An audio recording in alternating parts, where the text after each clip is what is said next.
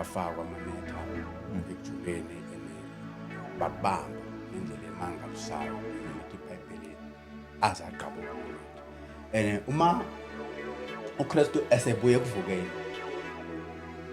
abathola uPeter futhi again bedoba. Ngifuna indaba yokuthi ke uKristu akafani engakayi ethuneni nala esevuke khona.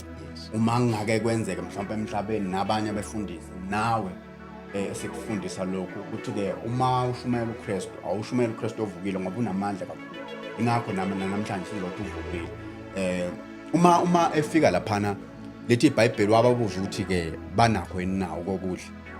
Bathi ke lutho mhlawumbe base bewafaka manetha liyavezwa inani ley'nhlanzi abayibambayo kuthiwa ke noma zingako inetha aliqabukanga. And there is difference ukuthi laphaya inetha mhlawumbe khona ezinye ezaphunyuka mangabe inetha liqabuka, kodwa uma ngabe sebethunyelwa uKristu ovukile ukuthi mabafake amanetha ekujuleni bakuthunyelwa uKristu ovukile. And uma bewafaka lethi iBhayibheli noma ziningi inhlanzi amanetha waqhabuka. Uyajula shaka ujula kakhulu manje and sesiyafala ngila mhlawumbe just to